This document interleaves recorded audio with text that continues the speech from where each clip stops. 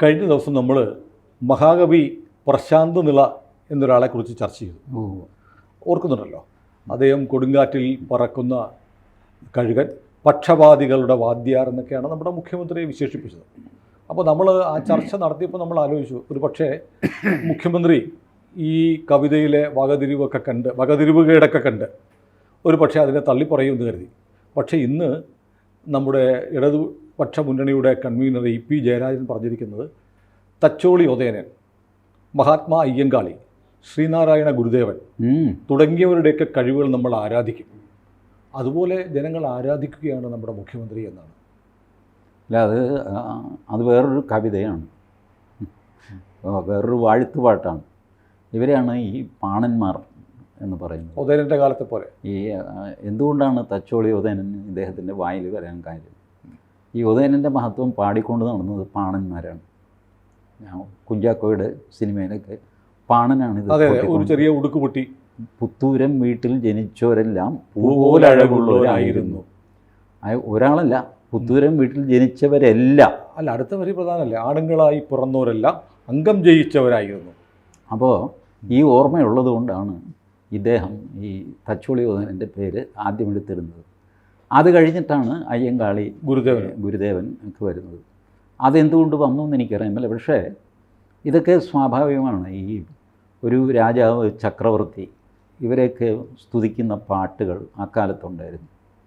എൻ്റെ അമ്മയോട് ഞാൻ ചോദിച്ചിട്ടുണ്ട്, അമ്മ സ്കൂളിൽ എന്താണ് പാടിക്കൊണ്ടിരുന്നത്? അപ്പോൾ അമ്മ പറഞ്ഞു 2-3 പാട്ടുണ്ടായിരുന്നത് സമയമനുസരിച്ച് ഇടയ്ക്ക് മാറും. അത് ഒന്ന് വഞ്ചിഭൂമി വധേചിരം സഞ്ചിതാപം ജയിക്കണം എന്ന് പറഞ്ഞൊരു പ്രാർത്ഥന, അത് രാജാവിനെ സ്തുതിക്കുന്നു. വേറൊന്ന് കുറച്ചുകൂടെ താളത്തിലാണ്, വാഴ്ക വാഴ്ക വഞ്ചിഭൂമി വാസവഞ്ചിരന്തര പാലനൈകലോലുപൻ പവിത്ര ചിത്തധാരകൻ. അങ്ങനെ കൊച്ചു പിള്ളേർക്ക് ഇഷ്ടമാണ് താളമൊക്കെ ഉണ്ടല്ലോ രീതിയിൽ. പിന്നെ അതിലും വലുതാണ് ചക്രവർത്തി, ജോർജ് 5-ാമൻ 6-ാമനൊക്കെ. സാർവഭൗമനാം ജോർജ് ഭൂപനെ സാർവസമ്പൽക്ഷേമമൂടെ കാക്കുക ഇന്ത്യയെ. ഈ അവസ്ഥയാണ് നമ്മുടെ ജയരാജൻ. പക്ഷേ എന്നാൽ ടി ജി, ഗുരുദേവനെ കുറിച്ചും അയ്യങ്കാളിയെ പോലെയൊക്കെയാണ് പിണറായി വിജയൻ എന്ന് പറയുമ്പോൾ വിവരക്കേടിന് ഈ ഇംഗ്ലീഷിൽ പറയുമല്ലോ, sense has got limit, non sense has got no limit. Limitless ആണ്. നോൺസെൻസിന് ഒരു അന്ത്യമില്ല. ബുദ്ധിക്ക് ഒരു പരിമിതിയുണ്ട്. എൻ്റെയും സുനിലിൻ്റെയൊക്കെ ബുദ്ധിക്കൊരു പരിമിതിയുണ്ട്. വിവരക്കേടിനും പരിമിതിയുണ്ടോ? അതിനൊരു പരിമിതി. സങ്കടം തോന്നുന്നു ഈ ഗുരുദേവനും അയ്യങ്കാളിയും. എനിക്കൊരു സങ്കടം തോന്നി. ഇതിൻ്റെ എല്ലാം പ്രശ്നം നിങ്ങൾ കമ്മ്യൂണിസ്റ്റ് ഭരണം കണ്ടിട്ടില്ല എന്നുള്ളതാണ്. ഞാൻ വാസ്തവം പറഞ്ഞാലുണ്ടല്ലോ, ഈ ഫസ്റ്റ് EMS മന്ത്രിസഭയുടെ കാലത്തെ ഇവരുടെ പ്രവർത്തനങ്ങളുമായിട്ട് തട്ടിച്ച് നോക്കിക്കഴിഞ്ഞാൽ അവിടം വരെ എത്തിയിട്ടില്ല ഇപ്പോഴത്തെ പിണറായി വിജയൻ സഭ. അതുകൊണ്ടാണ് നിങ്ങൾക്കിത് വിചിത്രമായിട്ട് തോന്നുന്നത്. നിങ്ങളീ പറയുന്ന മനുഷ്യത്വം സംഗതിയൊന്നും. ഇതിനിടയ്ക്ക് അങ്ങനെ വേറെ ചില പേരും പറയുന്നുണ്ട്, മഹാനായ ലെനിൻ, ചെഗുവേര പറയുന്നുണ്ട്. എന്തായിരുന്നു ചെഗുവേരയുടെ ആവശ്യം? ഒന്ന് കഞ്ചാവിൻ്റെ മയക്കുമരുന്നിൻ്റെ ഉസ്താദ്, വേറൊന്ന് വിയർത്ത പെണ്ണുങ്ങളെ വേണം. ഇതായിരുന്നു ചെഗുവേരയുടെ ആവശ്യം, അല്ലേ? വിയർപ്പിൻ്റെ മണം വേണം. ഈ അധമൻ്റെയൊക്കെ ചിത്രം അത് വെച്ച് ആഘോഷിക്കുക, അതിൻ്റെ പിന്നെ എന്നിട്ട് ചെറുപ്പക്കാർ നശിച്ചുപോയി എന്ന് പറയും. എങ്ങനെ നശിച്ചുപോയായിരിക്കും? അത് എഴുതി തള്ളിയവരായതുകൊണ്ടാണ് ഞാൻ ആ പേരുകൾ പറയുന്നത്. പക്ഷേ അയ്യങ്കാളിയെയും ഗുരുദേവനെയും കുറിച്ചൊക്കെ പറയുമ്പോൾ കുറച്ച് ഉള്ളിലൊരു പിടപ്പുണ്ടാവും. അതൊന്നും ഉണ്ടാവില്ല. അല്ല, നമുക്ക് ഇതേപ്പറ്റി അറിവുണ്ടെങ്കിലല്ലേ പിടപ്പുണ്ടാവുള്ളൂ. അല്ലെങ്കിൽ ഇപ്പോൾ ആർക്കെങ്കിലും വിഷമം തോന്നുമോ? ഞാനിപ്പോൾ കൊറിയയിലെ 2 നേതാക്കളെ പറ്റി പറയുന്നു. ഒരുത്തൻ മഹാ തല്ലിപ്പൊളിയും, വേറൊരാൾ വളരെ നല്ലവരും. ഈ 2 പേരെയും സുനിലിനും അറിയില്ല, മലയാളികൾക്കും അറിയില്ല. ഞാൻ പറയുന്നു, ചാം ചിങ് ലുങ് മഹാനായിരുന്നു, ഷീ ഡോൺ ചിങ് അയാളും മഹാനായിരുന്നു. ഈ 2 പേരും ആരാന്ന് നിങ്ങൾക്കറിയാൻ മേല, എനിക്കും അറിയാൻ മേല. ഇതുപോലത്തെ അവസ്ഥയാണ് ജയരാജന്. അയ്യങ്കാളി ആരാ? പുള്ളി പറയും ആരാണ്? എല്ലാവരും പറഞ്ഞു കേട്ട് ഞാനും അങ്ങോട്ട് പറഞ്ഞു, നാരായണ ഗുരുവോ? നാരായണ ഗുരു എന്തോ മറ്റേ ആശാൻ കളരിയിൽ പഠിപ്പിച്ചുകൊണ്ടിരുന്നത് അതല്ലേ? ഏതോ ആശാൻ. ഇതാണ് ഇവരുടെ. ഞാൻ ഈ കൗതുകകരമായ ഒരു ബോർഡ് കുറേ വർഷം മുമ്പാണ് ഇവർ ആദ്യമേ നാരായണ ഗുരുവിനെ എടുത്ത് തുടങ്ങുന്ന കാലം. അന്ന് DYFI തിരുവനന്തപുരത്ത് ആയുർവേദ കോളേജിൻ്റെ മുമ്പിൽ വലിയൊരു ഫ്ലക്സ് വെച്ചു. അതിൽ ലെനിൻ, സ്റ്റാലിൻ, ദിമിത്രോവ്, ഷഡനോവ്, ഇത് PMS, AKG സുന്ദരയ്യ, ഇതൊക്കെ കഴിഞ്ഞിട്ട് നാരായണ ഗുരുവിൻ്റെ ചെറിയൊരു പടം. എന്നിട്ട് കുമാരനാശാൻ്റെ വരികൾ എഴുതി. ആരായുകിൽ അന്ധത്വം ഒഴിച്ചാതി മഹസ്യൻ നേരാം വഴി കാട്ടും ഗുരു. അവിടെ വെച്ച് നിർത്തി. ഗുരു ഇത്രയേ ഉള്ളൂ, ബാക്കി എടുക്കാൻ പാടില്ല. ഗുരുവല്ലോ പരദൈവം എന്ന് എഴുതി കഴിഞ്ഞാൽ പോയി, ദൈവം വന്നില്ലേ അവിടെ. അതുകൊണ്ട് ഗുരു എന്ന് പറഞ്ഞ് നിർത്തി. അത് മുഴുവനായിട്ടില്ല എന്ന് കാണിക്കാൻ 2 കുത്തെങ്കിലാണ് ഇട്ടില്ല. കാരണം അവിടെ വെച്ച് നിൽക്കുകയാണ് DYFI സമയത്ത്. അന്നിവർ ഗുരുവിനെ കൂടെ എടുക്കുന്നേ ഉള്ളൂ. അന്ന് ഗുരു ബൂർഷ്വായാണെന്നാണ് EMS എഴുതിയത്. വേറൊന്ന് കുമാരനാശാൻ വെയിൽസ് രാജകുമാരൻ്റെ പുട്ടും കടലയും മേടിച്ചു എന്നൊക്കെ പറഞ്ഞാണ് നടന്നുകൊണ്ടിരുന്നത്. പിന്നെ അത് ഇന്ന് ഊരിയെടുക്കാൻ അവർ പെട്ട പാട് നമുക്കാണ്. ഇപ്പോൾ ഏകദേശം Narayana Guru Varkala branch committee secretary ആയിരുന്നു എന്നുള്ള മട്ടിലാണ് നാരായണ ഗുരുവിനെ കൊണ്ടു നടക്കുന്നത്. വർക്കൽ ശിവഗിരി അല്ലെങ്കിൽ നാരായണ ഗുരുവല്ലേ ഒരു ഏരിയ കമ്മിറ്റി സെക്രട്ടറി ആക്കിയേക്കാം, ബ്രാഞ്ച് എന്ന് പറയുമ്പോൾ തീരെ ചെറുതായിരുന്നു. ഈ അവസ്ഥയിലാണ് ഈ ജയരാജനൊക്കെ മനസ്സിൽ നാരായണ ഗുരു ഇരിക്കുന്നത്. പക്ഷെ ഒരു നാണമില്ലല്ലോ ഇവർക്കൊന്നും. നാണം ഉണ്ടാവില്ല എന്ന് ഇങ്ങനെ ഉണ്ടാവാന്. വ്യാപാരമേ ഹനനമാം വനവേടനുണ്ടോ വ്യാപന്നമായി കഴുകനെന്ന് കബോധമെന്നും എന്ന് പറയും. ഇത് വനവേടൻ ഇങ്ങനെ മാമ്പ് ചെയ്യാണ്. അത് കൊള്ളാവുന്ന പക്ഷിയാണോ ചീത്ത ഇതൊന്നും നോട്ടമൊന്നുമില്ല, ചുമ്മാ അങ്ങോട്ട് കൊല്ലുക. ഇതാണ് ഈ കുപ്രസിദ്ധമായ കവിത ആദ്യം ചർച്ച ചെയ്തത് നമ്മളാണ്. അതിനുശേഷം മലയാളത്തിലെ എല്ലാ മാധ്യമങ്ങളും എല്ലാ ടെലിവിഷൻ ചാനലുകളിലും ഒക്കെ ചർച്ച നടന്നു. എന്നിട്ടും അത് തെറ്റായിപ്പോയി എന്ന് പറയാൻ പോലും ആരുമില്ല. EP ജയരാജനെ പോലെയുള്ള മുതിർന്ന നേതാക്കൾ വന്നിട്ട് പുതിയ ആളുകളുമായി താരതമ്യപ്പെടുത്തുക. എനിക്ക് തോന്നുന്നത് ഈ ഗുരുവിനെയും തച്ചോളി ഉദയനെയും പോലെയൊക്കെയുള്ള കഴിവുകൾ പിണറായിക്കൊണ്ടെന്നാണ് പറയുക. എന്താണാവോ അദ്ദേഹത്തിൻ്റെ കഴിവ്?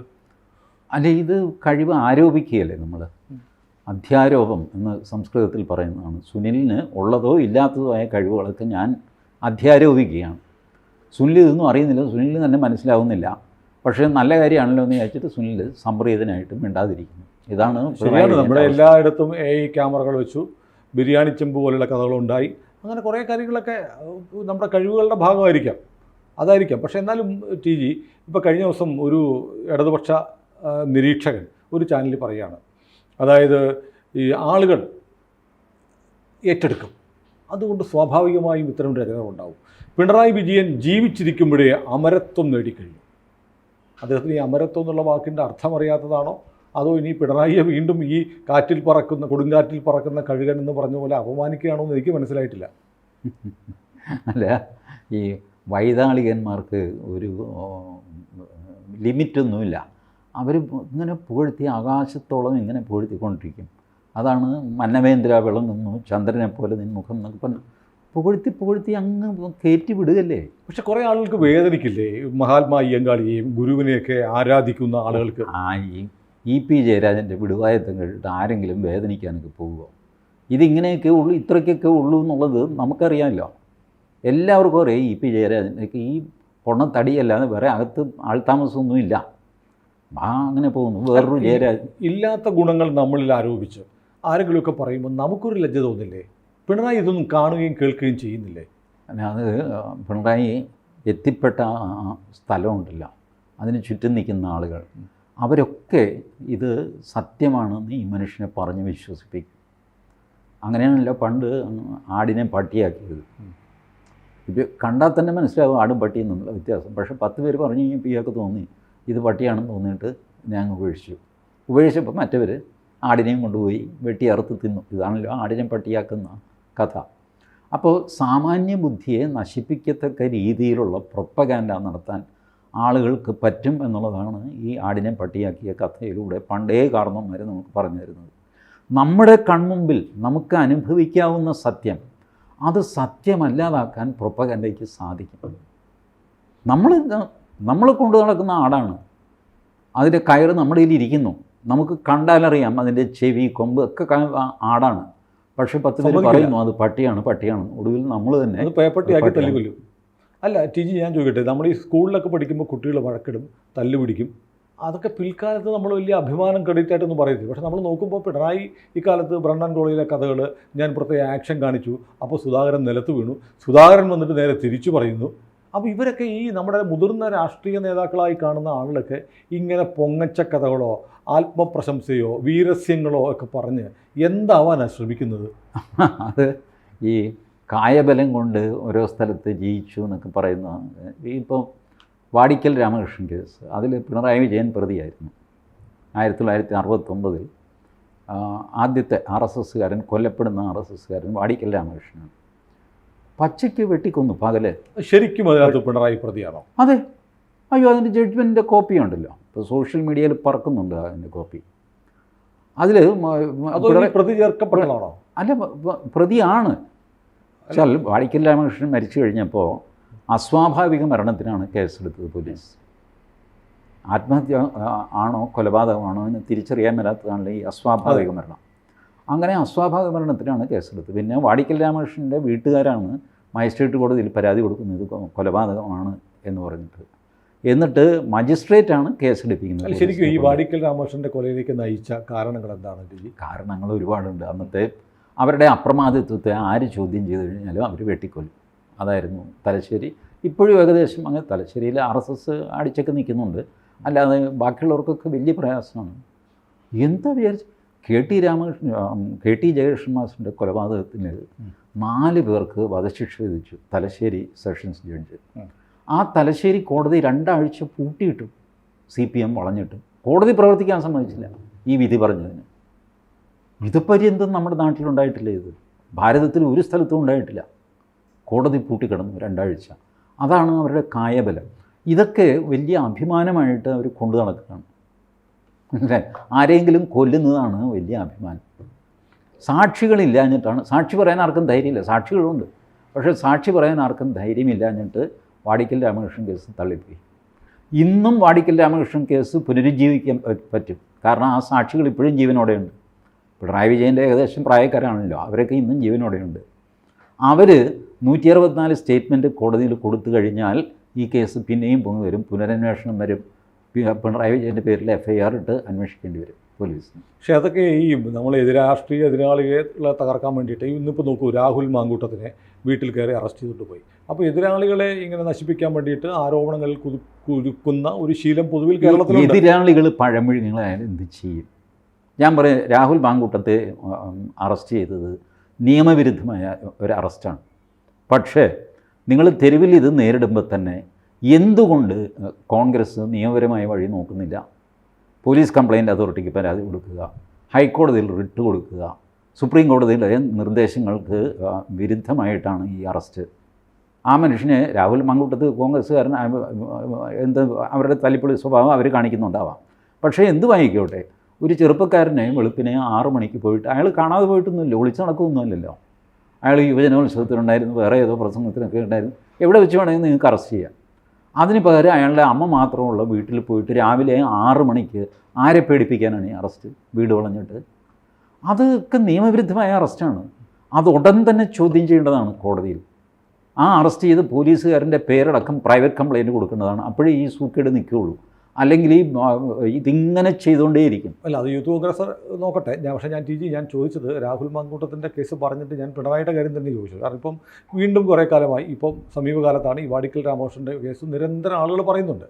പിണറായിക്കെതിരെ ലാവ്ലിൻ പറഞ്ഞു, പിണറായിയിലെ വീടിൻ്റെ കഥ പറഞ്ഞു, പിന്നെ ഇപ്പോൾ മാസപ്പടി വാദം, ബിരിയാണി ചെമ്പ് എന്നൊക്കെ പറഞ്ഞ് നിരന്തരം പിണറായിക്കെതിരെ ആക്ഷേപങ്ങൾ ഉയർത്തുന്നു. പക്ഷേ പല കോടതികളിലും ഇതൊക്കെ വിട്ടുപോയി. ഇപ്പം വാടിക്കൽ രാമകൃഷ്ണൻ്റെ കേസും നിയമപരമായി അവസാനിച്ചൊരു കേസാണ്.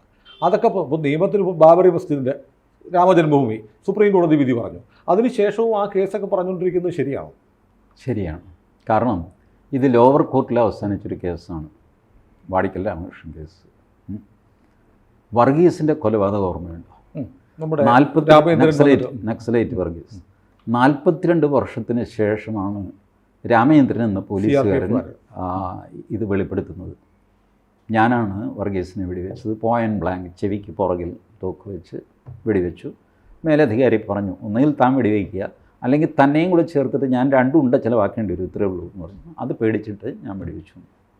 അതിൽ രണ്ടാമത് 42 വർഷത്തിന് ശേഷം ഒരു പൊതുതാൽപര്യ ഹർജിയിൽ ഹൈക്കോടതി CBI അന്വേഷണം നടത്തി. CBI അന്വേഷണം നടത്തി ഇത് ശരിയാണെന്ന് കണ്ടുപിടിച്ചു. അപ്പോഴത്തേക്ക് രാമേന്ദ്രൻ നായർ മരിച്ചു. മരിച്ചയാളിൻ്റെ മൊഴിക്ക് വിലയില്ല ക്രിമിനൽ കേസ്. ബട്ട് മറ്റ് സാഹചര്യ തെളിവുകൾ അപ്പോഴത്തേക്ക് വന്നിരുന്നു. അങ്ങനെ അതിൽപ്പെട്ട P. വിജയനും ലക്ഷ്മണയും രണ്ടുപേരും ശിക്ഷിക്കപ്പെട്ടു.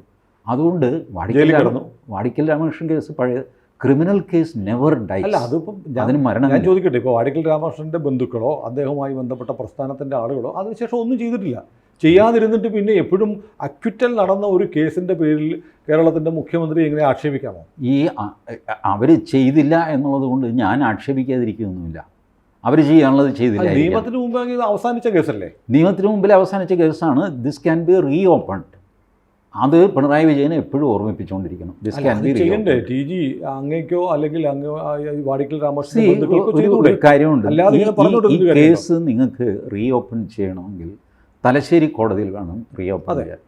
തലശ്ശേരിയിൽ പോയിട്ട് 10-15 ദിവസം താമസിച്ച് ഈ ആൾക്കാരെ കണ്ടുപിടിച്ച് അവരെ കൊണ്ട് 164 സ്റ്റേറ്റ്മെൻറ്റ് കൊടുപ്പിച്ച് തലശ്ശേരിയിൽ ഈ ഒരു തുടരന്വേഷണത്തിന് കേസ് ഫയൽ ചെയ്യാന്ന് പറഞ്ഞാൽ കുറഞ്ഞതൊരു 2 ആഴ്ച തലശ്ശേരിയിൽ പോയി താമസിക്കണം.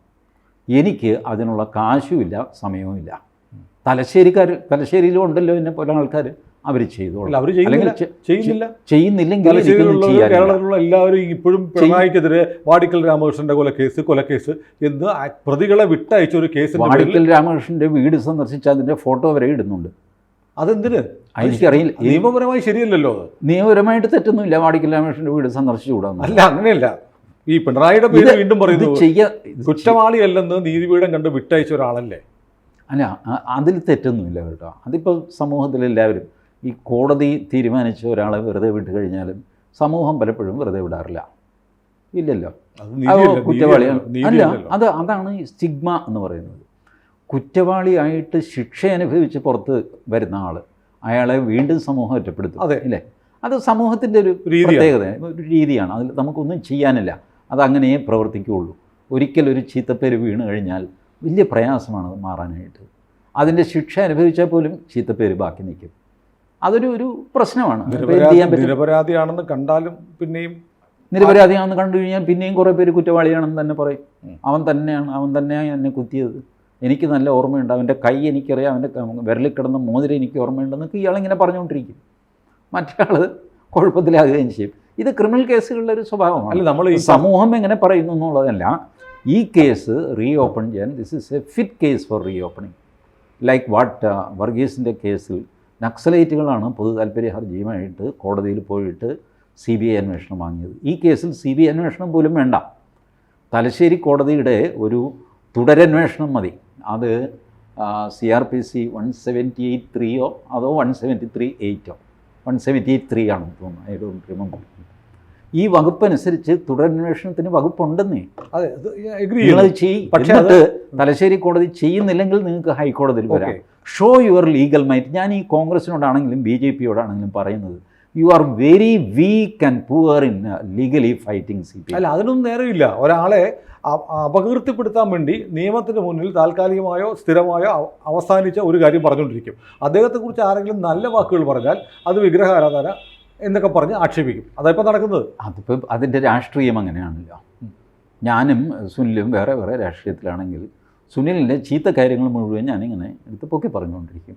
എൻ്റെ ചീത്ത കാര്യങ്ങൾ സുനിലും പറഞ്ഞുകൊണ്ടിരിക്കും. എൻ്റെ ആൾക്കാർ മാധ്യമങ്ങളും ചെയ്യുന്നത് എൻ്റെ ചീത്ത കാര്യങ്ങൾ മാറ്റിവെക്കും, നല്ല കാര്യങ്ങൾ ഇങ്ങനെ പറഞ്ഞുകൊണ്ടിരിക്കും. ഞാൻ പറയുന്നത് രാഷ്ട്രീയം എങ്ങനെ പെരുമാറുന്നു, സമൂഹം എങ്ങനെ പെരുമാറുന്നു, ഇത് രണ്ടും മാറ്റിവെക്കുക.